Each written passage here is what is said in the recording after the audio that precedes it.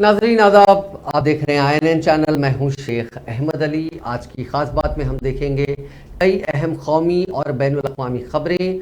Bharatiya Janata party ने महाराष्ट्र और कर्नाटका में राज्यसभा इंतखाबात में बड़ी कामयाबी हासिल की है। पार्टी ने महाराष्ट्र में शिवसेना से एक सीट छीन ली, जबकि कर्नाटका में तवक्को से ज़्यादा एक सीट जीतने में कामयाब हुई। वहीं हरियाणा में गांधी खानदान के करीबी साथी और कांग्रेस के उम्मीदवार अजय माकन को शिकस्त का मुंह देखना पड़ा। मुल्क की 4 रियासतों में राज्यसभा की 16 सीटों के लिए जुमे को हुए इंतखाबात के नताइज का ऐलान कर दिया गया। इंतखाबी नताइज के मुताबिक कर्नाटका में बीजेपी को 3 और कांग्रेस को 1 सीट मिली। उसके साथ ही राजस्थान में कांग्रेस ने 3 और बीजेपी ने 1 सीट जीती। हरियाणा में राज्यसभा की 2 सीटों के लिए हुए इंतखाबात में बीजेपी के कृष्णालाल पनवार और बीजेपी जननायक जनता पार्टी, जो कि बीजेपी की हिमायत याफ्ता पार्टी है, उसके आज़ाद उम्मीदवार कार्तिकेय शर्मा को जीत हासिल हुई है। राज्यसभा इंतखाबात में सबसे बड़ी तब्दीली महाराष्ट्र में हुई। यहाँ बीजेपी ने शिवसेना से 1 सीट छीन ली। रियासत में बीजेपी के तीनों उम्मीदवारों ने कामयाबी हासिल की। कांग्रेस के लीडर इमरान प्रतापगढ़ी, शिवसेना के संजय रावत और नेशनलिस्ट कांग्रेस पार्टी के प्रफुल्ल पटेल ने कामयाबी हासिल की, जबकि शिवसेना के उम्मीदवार संजय पवार इलेक्शन हार गए।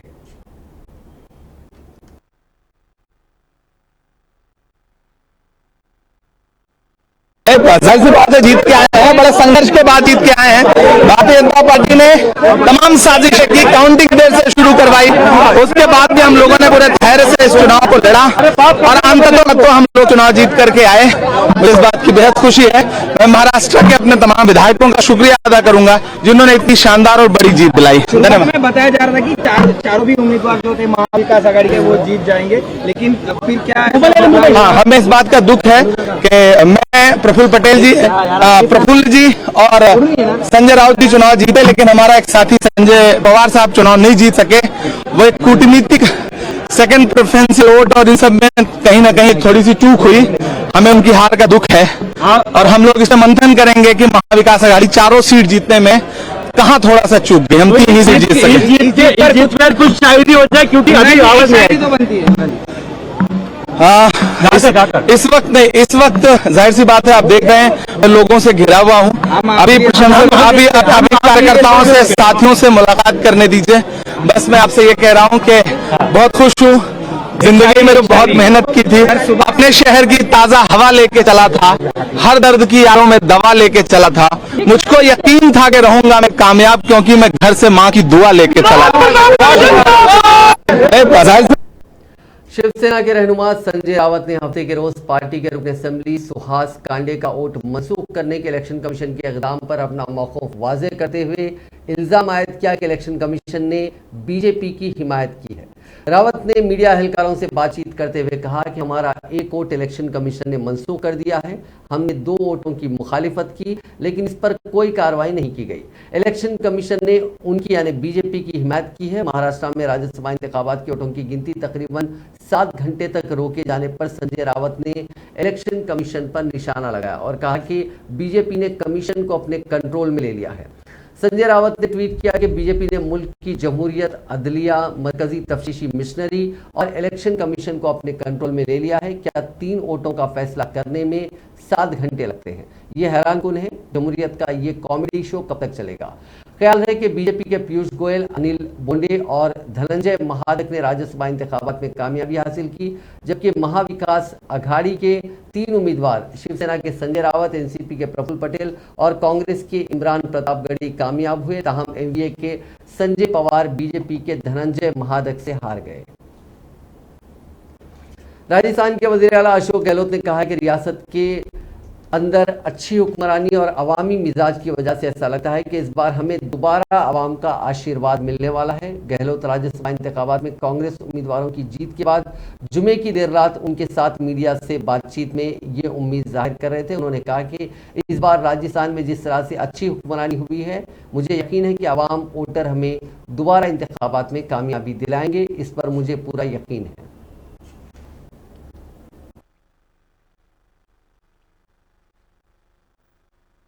आपसे जीत से देशव्यापी क्या संदेश जाएगा? पूरे मुल्क में संदेश जा चुका है। राजस्थान में कांग्रेस एकजुट है। आने वाले चुनाव, देश के चुनाव जो है पूरी तैयारी हमने शुरू कर रखी है और ये जो जीत है एक संदेश दे रही है प्रदेशवासियों को भी, देशवासियों को भी। मुझे यकीन है कि इस बार जिस प्रकार से गवर्नेंस हुई राजस्थान का, गुड गवर्नेंस हुई है, मुझे उम्मीद है कि इस बार पब्लिक जो है, आम जनता, आम मतदाता इस बार हमें दोबारा चुनाव जिताएंगे। ये मुझे पूरा यकीन है। इस बार जो मुझे लग रहा है जनता के मूड से आशीर्वाद उनका मिलेगा तभी सरकार हमारी बनेगी, हम जानते हैं। मुझे यकीन है और मुझे लग रहा है कि इस बार जनता का आशीर्वाद हमें मिलने वाला है। आने वाले गुजरात चुनाव पर भी आपको लगता है जीत का कहीं? देखिए, जीत का आशीर्वाद तो सब जगह होता ही है, डेमोक्रेसी के अंदर यही तो खासियत होती है। जीत से देशव्यापी क्या संदेश जाएगा? पूरे मुल्क में संदेश जा चुका। उत्तर प्रदेश में 10 जून यानी नमाज़े जुमा के बाद एहतजाजी मुजाहरा करने वाले उन लोगों के खिलाफ रियासती इंतजामिया सख्त कार्रवाई कर रही है जिन्होंने तशद्दुद जैसे हालात पैदा कर दिए। प्रयागराज यानी इलाहाबाद में भी एहतजाजी मुजाहरे के दौरान तशद्दुद हुआ था, जिसके खिलाफ पुलिस सरगर्म दिखाई दे रही है। प्रयागराज में तशद्दुद के मास्टरमाइंड कहे जा रहे जावेद अहमद को हिरासत में लिया गया। बताया जा रहा है कि उनके खिलाफ 29 अहम दफात के तहत मामला दर्ज किया गया। पुलिस का कहना है कि MIM से जुड़े कुछ लोगों के नाम सामने आए हैं जिन पर नजर रखी जा रही है। पुलिस का इल्जाम है कि गैर समाजी अनासिर ने पुलिस और इंतजामिया पर पथराव करने के लिए नाबालिग बच्चों का इस्तेमाल किया। प्रयागराज SSP अजय कुमार के मुताबिक तशद्दुद में 70 नामजद और 5000 से ज्यादा नामालूम लोगों के खिलाफ शिकायत है। उनके खिलाफ गैंगस्टर एक्ट और NSA के तहत कार्रवाई की जाएगी। वाज़ेह है कि जुमे की नमाज के बाद उत्तर प्रदेश के कई हिस्सों में नारेबाजी और पथराव समेत तशद्दुद के कई वाक़यात सामने आए थे। लोगों ने मुअत्तल BJP तर्जुमान नुपुर शर्मा और पार्टी से निकाले गए लीडर नवीन कुमार जिंदल की इश्तियाल अंगेज बयानात की मुखालिफत करनी शुरू कर दी थी। इसी दरमियान प्रयागराज जिला मजिस्ट्रेट संजय कुमार खत्री ने बताया कि तशद्दुद से मुतालिक FIR दर्ज कर ली गई है और अब तक 68 लोगों को गिरफ्तार किया जा चुका है। वहीं एक रिपोर्ट के मुताबिक इस पूरे मामलात में जो मुल्जिम पाए जा रहे हैं उनके मकानात को भी निशाना बनाया गया। आज उनके घरों पर बुलडोजर चला गया। रिपोर्ट के मुताबिक हुकूमत ने कहा कि वो किसी को नहीं बख्शने की पॉलिसी पर अमल करेगी। इलाहाबाद के SSP अजय कुमार ने कहा कि बुलडोजर अगर चल रहा है तो इसका कोई दूसरा मतलब ना निकाला जाए। कार्रवाई गैर कानूनी तामीरात के खिलाफ हो रही है। जुमे के रोज उत्तर प्रदेश के कई शहरों में तौहीन रिसालत के खिलाफ एहतजाजी मुजाहरे देखने को मिले। इस सिलसिले में योगी हुकूमत ने सख्त कार्रवाई की हिदायत पुलिस अफसरान को दी है। इसका असर हफ्ते के रोज सुबह से ही दिखाई दे रहा है। सिर्फ सहारनपुर में अब तक 64 अफराद की गिरफ्तारी की खबरें सामने आई हैं। वहीं सहारनपुर में कई मकानात को बुलडोजर से गिराया गया। ये उन लोगों के मकानात हैं जिन पर इल्जाम है कि वो कल के तशद्दुद में शामिल थे।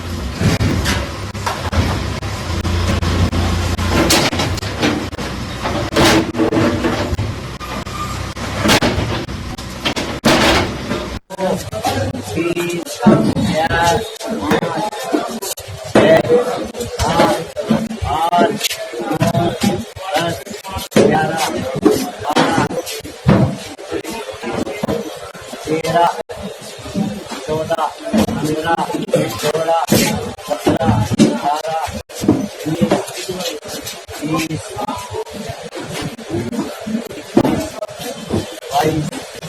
23, 24, 25, 26, 27, यूपी के सनदी शहर कानपुर में गुज़िश्ता जुमे आहानत रसूल सल्लल्लाहु अलैहि वसल्लम के खिलाफ होने वाले तशद्दुद के बाद से पुलिस लगातार कार्रवाई कर रही है और बुलडोजर के जरिए इंतजामी कार्रवाई का भी आगाज किया गया है।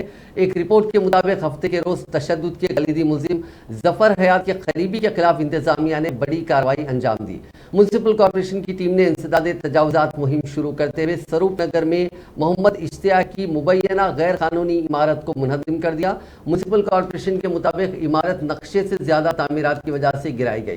ख्याल है कि हयात जफर हाशमी को पुलिस ने लखनऊ के हजरतगंज से गिरफ्तार किया था। रिपोर्ट के मुताबिक मुलजिम जावेद अहमद एक यूट्यूब चैनल चलाता है। उसने लखनऊ के हजरतगंज में दफ्तर बनाया हुआ है। तमाम मुलजिमीन इस चैनल के दफ्तर में छुपे हुए थे। पुलिस ने वहां छापा मारकर हयात जफर हाशमी के अलावा जावेद अहमद खान, मोहम्मद राहिल और मोहम्मद सुफियान को गिरफ्तार किया था। कानपुर में मुस्लिम तंजीमों की तरफ से 3 जून को बंद की कॉल दी गई थी। तशद्दुद के सिलसिले में पुलिस ने ताहाल 50 मुलजिमीन को गिरफ्तार कर लिया है। इसके साथ ही पोस्टर लगाने वाले 6 अफराद को भी गिरफ्तार किया जा चुका है। नुपुर शर्मा के मुतनाज़िया बयान को लेकर मगरबी बंगाल में लगातार दूसरे दिन पुरतशद्दुद मुजाहरे हुए। मुजाहिरीन ने पुलिस पर पथराव किया और नुपुर शर्मा के साथ साथ नवीन कुमार जिंदल के खिलाफ नारेबाजी की। हालात को काबू में करने के लिए पुलिस को आंसू गैस के गोले छोड़ने की जरूरत पड़ी। मौसूला इत्तलात के मुताबिक हावड़ा के पंचला बाजार में हालात कशीदा हैं और पुलिस मुस्तैदी के साथ चप्पे चप्पे पर नजर रख रही है। हावड़ा में इंटरनेट बंद करने की खबरें पहले ही सामने आ चुकी हैं और अब बेलडांगा और मुर्शिदाबाद में भी इंटरनेट बंद करने का हुक्म सादर कर दिया गया है। यह हुक्म 14 जून की सुबह 6 बजे तक के लिए नाफिजुल अमल रहेगा।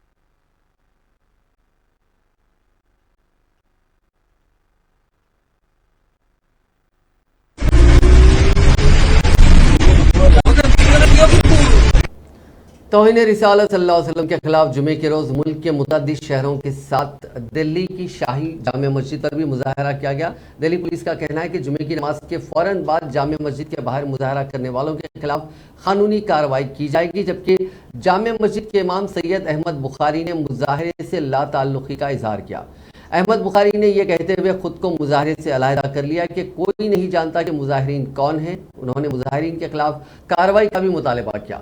ख्याल रहे कि जुम्मे के रोज शाही जामे मस्जिद की सीढ़ियों पर एक बड़ा हुजूम जमा हो गया, जिसमें शामिल लोगों ने प्ले कार्ड थामे हुए थे। मुजाहिरीन ने नारे लगाते हुए बीजेपी की मुअत्तलशुदा तर्जुमान नुपुर शर्मा की गिरफ्तारी का मुतालबा किया। अहमद बुखारी ने कहा कि नमाज के बाद कुछ लोगों ने नारेबाजी की और पोस्टर दिखाते हुए एहतजाज किया। जामे मस्जिद से एहतजाज का कोई ऐलान नहीं किया गया था। कोई नहीं जानता कि वो लोग कौन थे, क्योंकि हजारों लोग नमाज जुमा के लिए जमा हुए थे। शाही इमाम ने मजीद कहा कि कुछ लोगों ने उनसे राब्ता किया था कि वो पैगम्बर इस्लाम सल्लल्लाहु अलैहि वसल्लम के खिलाफ तबसरों की मजम्मत के लिए इलाके में एहतजाज और दुकानें बंद करने के बारे में वजाहत तलब कर सकें, लेकिन मैंने उन्हें मशवरा दिया कि वो ऐसी कार्रवाई से बाज रहें और अमन बरकरार रखें। दिल्ली पुलिस इस बात की तहकीकात कर सकती है कि मुजाहिरीन कौन थे, क्योंकि वहां मुजाहरे की इजाज़त नहीं थी। उधर सीनियर पुलिस ओहदेदार के मुताबिक ये एहतजाज पुरअमन तरीके से मस्जिद की गेट नंबर 1 के करीब सीढ़ियों पर किया गया था और ये तकरीबन 15 से 20 मिनट तक जारी रहा। ताहम पुलिस का कहना है कि बगैर इजाज़त एहतजाज करने वालों के खिलाफ कार्रवाई की जाएगी। कर्नाटक हाईकोर्ट ने कहा है कि सरकारी मुलाजिमीन की रिटायरमेंट की उम्र 65 साल मुकर्रर करने का बराह रास्त असर खजाने और दीगर पर पड़ेगा। रिटायरमेंट की उम्र 65 साल करना हुकूमत पर बोझ है। जस्टिस कृष्णा एस कपूर ने एग्रीकल्चर कॉलेज के साबिक डीन की तरफ से दायर अपील की समाअत करते हुए कहा कि रियासती हुकूमत 65 साल के बजाय 62 साल तक खिदमत जारी रखे। अदालत ने कहा कि ये रियासती हुकूमत या यूनिवर्सिटियों की पॉलिसी पर मुनसर है कि वो पुराने खून को महफूज रखें या ताज़ा खून से जगह भरें। मुख्तलिफ यूनिवर्सिटियों और इलाक़शुदा कॉलेजों में हज़ारों मुलाजिमीन हैं। अदालत अगर दरख्वास्त गुजार के हक़ में फ़ैसला देती है तो ये तमाम मुलाजिमीन मज़ीद 3 साल तक खिदमत अंजाम देते रहेंगे। नए तकर्रियों के लिए कोई जगह खाली नहीं होगी। सदर जमहूरिया के इंतखाबात से पहले एक बार फिर से अपोजिशन को एकजुट करने की तैयारियां शुरू हो गई हैं। वेस्ट बंगाल के वज़ीर आला ममता बनर्जी ने 8 रियासतों के वज़राए आला समेत अपोजिशन के 22 कायदीन को एक चिट्ठी लिखी है। इस चिट्ठी में सभी 22 कायदीन को 15 जून को होने वाली एक मीटिंग में शामिल होने का इन्विटेशन दिया गया है। ये मीटिंग कॉन्स्टिट्यूशन क्लब दिल्ली में बुलाई गई है। जुमे के रोज़ वेस्ट बंगाल के वज़ीर आला ममता बनर्जी और DMK CPIM आम आदमी पार्टी के कायदीन के साथ बातचीत हुई थी। रिपोर्ट्स के मुताबिक इस बातचीत में कांग्रेस के सीनियर कायदीन और राज्यसभा में अपोजिशन लीडर मल्लिकार्जुन खड़गे ने सदारती इंतखाबात में अपोजिशन की जानिब से कॉमन कैंडिडेट बनाने पर बातचीत की। इस मसले पर खड़गे की तृणमूल कांग्रेस के सरबराह ममता से फोन पर बातचीत हुई थी।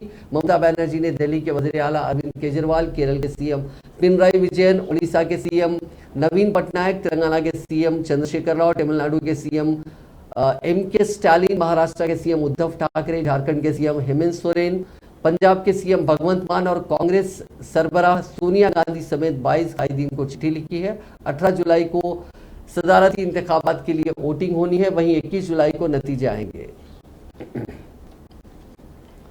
जम्मू कश्मीर के लेफ्टिनेंट गवर्नर मनोज सिन्हा ने लोगों को टारगेट हलाकतों की मजम्मत करने की अपील करते हुए कहा कि अगर एक माशरा ऐसी हलाकतों की मजम्मत नहीं करता है तो वह अपनी जिम्मेदारियों से दूर भागता है। उनका कहना था कि टारगेट किलिंग का मकसद सिक्योरिटी फोर्सेस को कोई गलती करने के लिए उकसाना है ताकि लोग सड़कों पर आ सके। लेफ्टिनेंट गवर्नर ने इन बातों का इजहार हफ्ते के रोज जिले कोलगाम के आहिरा बिल इलाके में एक तकरीब से खिताब के दौरान किया।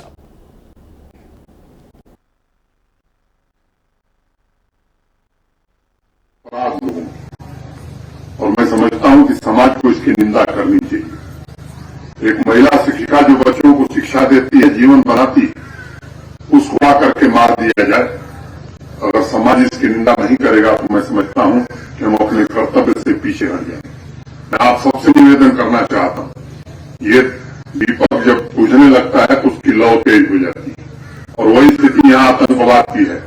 ये लौ इसलिए तेज है कि हमारे पुलिस फोर्सेस ने, हमारे सिक्योरिटी के जवानों ने इनकी नकेल कसने का काम किया और हम कहना चाहते हैं कि आतंकवाद अब अंतिम सांस ले रहा है जम्मू कश्मीर के अंदर। हर रही है कि आतंकवाद से यहाँ के लोगों को मुक्ति दिलाई जा सके। और एक बात जहन में बैठा लीजिए कि विकास और तरक्की का रास्ता शांति से ही होकर के जाता है। ऐसी स्थिति में विकास नहीं हो सकता, तरक्की नहीं हो सकती। मैं आप सबसे निवेदन करना चाहता हूं और मैं ये जानता हूं कि डेस्परेशन में काम किया जा रहा है और इसलिए किया जा रहा है कि जम्मू कश्मीर प्रशासन की एक नीति है कि बेगुनाह को छेड़ो मत और गुनाहगार को छोड़ो मत। जानबूझ करके लक्षित हत्याएं की जा रही ताकि पुलिस के द्वारा, सिक्योरिटी फोर्सेस के द्वारा कोई गलती हो जाए, किसी निरपराध आदमी की जान चली जाए और लोग सड़क पर आ सके। ये काम हम लोग कतई नहीं करने वाले। किसी निरपराध व्यक्ति के खिलाफ जम्मू कश्मीर प्रशासन, पुलिस या सिक्योरिटी फोर्स कोई कार्रवाई नहीं करेगी। मैं आप सबसे निवेदन करना चाहता हूं कि आज वक्त है और ये समय की आवश्यकता कि आप सब भी आगे आए और इस आतंकवाद के खात्मे में जम्मू कश्मीर प्रशासन का, पुलिस का और सिक्योरिटी अपराध लोगों का। और मैं समझता हूं कि समाज को इसकी निंदा करनी चाहिए। एक महिला शिक्षिका जो बच्चों को शिक्षा जनूबी कश्मीर के जिले कोलगाम के खानेपुरा इलाके में सिक्योरिटी फोर्सेस और मिलिटेंट्स के दरमियान जारी तसादुम आराई में हिजबुल मुजाहिदीन से वाबस्ता एक मिलिटेंट मारा गया। कश्मीर जोन पुलिस ने इस एनकाउंटर के बारे में ताज़ा जानकारी फराहम करते हुए एक ट्वीट में कहा कि कोलगाम एनकाउंटर में कलदम मिलिटेंट तंजीम हिजबुल मुजाहिदीन से वाबस्ता एक मिलिटेंट मारा गया। उन्होंने कहा कि इलाके में ऑपरेशन हुनूस जारी है। खबर अजीज जराये ने बताया कि पुलिस, फौज और सीआरपीएफ की एक मुश्तरका टीम ने कुलगाम के खांडेपुरा इलाके को मुहासरे में लेकर तलाशी ऑपरेशन शुरू कर दिया। उन्होंने कहा कि इस दौरान जो ही तलाशी ऑपरेशन की एक टीम मुश्तबा मकाम के नजदीक पहुंची तो वहां छिपे मिलिटेंटों ने उस पर फायरिंग शुरू कर दी, जिसके नतीजे में तरफैन के दरमियान तसादुम छिड़ गया। बिहार में पूर्णिया जिले के अंगर थाना इलाके में स्कॉर्पियो के तालाब में गिरने से 8 अफराद डूब गए। पुलिस जराये ने हफ्ते को बताया कि किशनगंज जिले के मुहिन गांव पंचायत के नवेनिया गांव के कुछ लोग अपनी बेटी को तिलक चढ़ाने के लिए पूर्णिया जिले के बेसा ब्लॉक के चिंकी ताराबाड़ी गए थे। स्कॉर्पियो पर सवार लोग जुमे को देर रात वापस लौट रहे थे कि मोड़ के करीब स्कॉर्पियो बेकाबू होकर तालाब में गिर गई। स्कॉर्पियो के पीछे बैठे 2 अफराद किसी तरह शीशा तोड़कर बाहर निकले। इस वाकये में 8 अफराद तालाब में डूबकर हलाक हो गए। जराये ने बताया कि मरने वालों की शिनाख्त गंगा प्रसाद यादव और उनके अहले खानदान के तौर पर की गई। लाशों को पोस्टमार्टम के लिए किशनबाग भेज दिया गया। छत्तीसगढ़ के जांजगीर जिले के पिहरीत गांव में बने बोरवेल में गिरे 10 साल के राहुल को बचाने के लिए 25 घंटे से ज्यादा से रेस्क्यू ऑपरेशन जारी है। बोरवेल के ठीक बगल में 50 फीट से ज्यादा की खुदाई हो चुकी है। अब इतनी खुदाई के बाद गड्ढे को चौड़ा किया गया है। इसके बाद टनल खोदने का काम शुरू किया गया। एनडीआरएफ, एसडीआरएफ, फौज के जवान अब टनल बनाने के लिए गड्ढे में नीचे की तरफ उतर चुके हैं। जुमे की दोपहर 2 बजे के आसपास वो बोरवेल में गिरा था, जिसके बाद से वो वहीं फंसा हुआ है। कहा जा रहा है कि बच्चे को निकालने में अभी भी कुछ घंटों का वक्त और लग सकता है। रेस्क्यू में मदद के लिए फौज के जवानों को भी बुलाया गया। गुजरात से रोबोट इंजीनियर महेश आहिर को भी बुलाया गया। वजीर आला भूपेश बघेल ने बच्चे को महफूज निकालने के लिए अहकाम दिए हैं। उन्होंने बच्चे के माँ बाप से फोन पर बातचीत की। सीएम ने उन्हें राहुल के बाहिफाजत वापसी का भरोसा दिलाया। असम के बारपेटा जिले में 3 साल बाद माँ बाप को उनका बेटा वापस मिल गया। डीएनए टेस्ट के बाद बच्चे के असली माँ बाप की पहचान हुई। साल 2019 में सरकारी अस्पताल में 2 हामिला खवातीन को भर्ती किया गया था। दोनों का नाम नजमा खानम था। दोनों ने बच्चे को जन्म दिया तो एक का बच्चा मुर्दा पैदा हुआ, लेकिन नर्स ने गलती से जिंदा बच्चा दूसरी खातून को दे दिया। आखिरकार डीएनए जांच से ये मामला सुलझाया गया। डिस्ट्रिक्ट कोर्ट ने हुक्म दिया कि 3 साल के लड़के को उसके असली माँ नजमा खानम को सौंपा जाए। जो बच्चा जिंदा है उसकी माँ और उनके वालिद को भरोसा नहीं हुआ कि कैसे उनके सेहतमंद बच्चे की मौत हो सकती है। इसके बाद बारपेटा सदर पुलिस स्टेशन में अस्पताल के खिलाफ केस दर्ज करवाया गया था। पुलिस ने जब मामले की जांच की तो पता चला कि उस गांव की नजमा खातून उसी दिन अपने बीमार बच्चे को अस्पताल में भर्ती करवाई थी। इलाज के दौरान उसकी मौत हो गई थी। नर्स की गलती से बच्चे आपस में बदल गए थे। पंजाब पुलिस का एक असिस्टेंट सब इंस्पेक्टर शराब के नशे में इस कदर टली हुआ कि सुध-बुध खो बैठा। उसने अपनी कार से बाइक को टक्कर मार दी, जिससे बाइक पर सवार 2 नौजवान जख्मी हो गए। इसका पता चलते ही लोग भड़क गए। उन्होंने मौके पर पहुंचकर पंजाब पुलिस मुर्दाबाद के नारे लगाने शुरू कर दिए। इसकी इत्तला भी पुलिस कंट्रोल रूम में दी गई, जिसके बाद मौके पर कांस्टेबल पहुंचे। वो पुलिस एहलकार को अपने साथ ले गए। इसका वीडियो सामने आने के बाद नशे में मिले एएसआई जगसीर सिंह को सस्पेंड कर दिया गया है। इनके खिलाफ डिपार्टमेंटल एक्शन भी लिया जा रहा है। इन दिनों गर्मी से दिल्ली, राजस्थान समेत पूरा मुल्क बेहाल है। ये हालात तो तब है जब मुल्क में 1991 से 2018 के बीच एवरेज टेम्परेचर 0.7 डिग्री बढ़ा है। माना जा रहा है कि 2022 में यह आंकड़ा 0.9 डिग्री तक बढ़ जाएगा। जरा सोचिए, 31 साल में औसत टेम्परेचर में हुई 0.9 डिग्री की बढ़ोतरी ने इतना बेहाल कर दिया, तब क्या होगा जब औसत टेम्परेचर 4 डिग्री तक बढ़ जाएगा। आमतौर पर गर्मियों में लोग पहाड़ी इलाकों का रुख करते हैं, लेकिन अब वहां भी राहत नहीं मिलेगी। शिमला जैसी जगहों पर एक साल में हीट वेव के दिन दुगने हो गए हैं। ग्रीन पीस इंडिया ने दिल्ली, जयपुर, भोपाल, पटना, लखनऊ, शिमला समेत मुल्क के 10 बड़े शहरों में मौसम में आए बदलाव को लेकर एक अहम रिपोर्ट जारी की है। इस रिपोर्ट में कई डरावने खुलासे हुए हैं। हिंदुस्तान में 1950 के दशक में साल में 40 दिन हीट वेव चलती थी। 2020 में ये आंकड़ा 100 दिन तक पहुंच गया। इस रिपोर्ट में अंदेशा जाहिर किया गया है कि हीट वेव का कहर इसी तरह बढ़ता रहा तो सदी के खत्म तक मिनिमम टेम्परेचर 4 डिग्री बढ़ जाएगा। कोई भी इतनी गर्मी झेल नहीं पाएगा, फसलें तबाह हो जाएंगी। हीट वेव इंसानों और जानवरों की मौत की वजह बनेगी। रिपोर्ट के मुताबिक हीट वेव के मामले में हिंदुस्तान दुनिया में 5वें नंबर पर है। हिंदुस्तान में पिछले 50 साल में हीट वेव से 17,000 से ज्यादा अमवात हुई हैं। 1971 से साल 2019 के बीच हिंदुस्तान में 706 दिन हीट वेव रही। जून के शुरुआती हफ्ते में मुल्क में कोरोना ने रफ्तार पकड़ ली है। अगर पिछले 7 दिनों का ट्रेंड देखें तो मुल्क में कोरोना मरीज दुगने हो गए हैं। 4 जून को मुल्क में 4,270 पॉजिटिव केसेस थे। जुमे को 8,328 नए मुतासरीन मिले, जो इस साल के सबसे ज्यादा मामले हैं। वहीं पिछले 24 घंटों में 4,200 मरीज ठीक हुए, जबकि 10 मुतासरीन की मौत हो गई। इससे पहले जुमेरात को मुल्क में 7,584 मरीज मिले थे और 24 की मौत हुई थी। कोरोना के नए केसेस के मामले में महाराष्ट्र दूसरे दिन भी टॉप पर रहा, तो वहीं केरल के भी रोजाना मामले डराने वाले हैं। यहां हर रोज 2,000 पॉजिटिव केसेस मिल रहे हैं। वहीं कर्नाटक हुकूमत ने रियासत में मास्क फिर से कंपलसरी कर दिया है। अक़वाम मुत्तहिदा की जनरल असेंबली में मंजूर होने वाली कसीर लिसानी तजवीज़ में पहली बार हिंदी जबान का जिक्र किया गया है और हिंदुस्तान ने इसका खैर मकदम किया। एंड्रोवा ने तजवीज़ 193 मेंबर अक़वाम मुत्तहिदा की जनरल असेंबली में पेश किया और हिंदुस्तान समेत 80 से ज़्यादा ममालिक ने इस तजवीज़ की तौसीक़ की। जनरल असेंबली से खिताब करते हुए अक़वाम मुत्तहिदा में हिंदुस्तान के मुस्तकिल नुमाइंदे सफ़ीर TS त्रिमूर्ति ने कहा कि इस साल तजवीज़ में पहली बार हिंदी ज़बान के साथ साथ बंगाली और उर्दू ज़बानों का भी जिक्र किया गया है। उन्होंने कहा कि ज़रूरी है कि अक़वाम मुत्तहिदा में कसीर लिसानी को हकीकी रूह के साथ अपनाया जाए और हिंदुस्तान इस मकसद को हासिल करने में अक़वाम मुत्तहिदा की हिमायत करेगा। For the first time, we welcome all these additions. India is happy to co-sponsor this resolution. Multilingualism is recognized. America के न्यू जर्सी में एक हिंदुस्तानी ज्वेलर्स के शोरूम में 8 से 10 नकाबपोश हथियारबंद लुटेरों ने डकैती की वारदात को अंजाम दिया।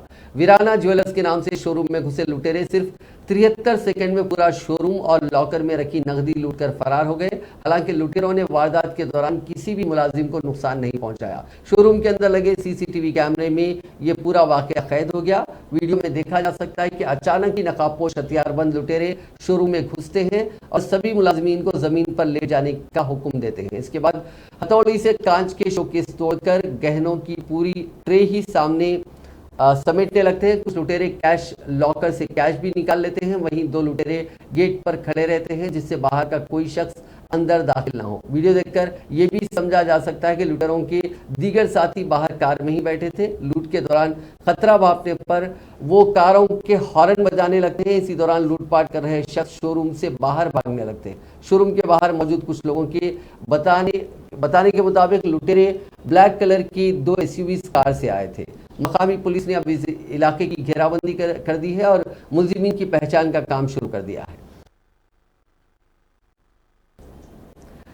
नाज़रीन, आज की खास बात में बस इतना ही। आपसे कल मुलाकात होगी नई खबरों के साथ। आप देखते रहिए INN चैनल।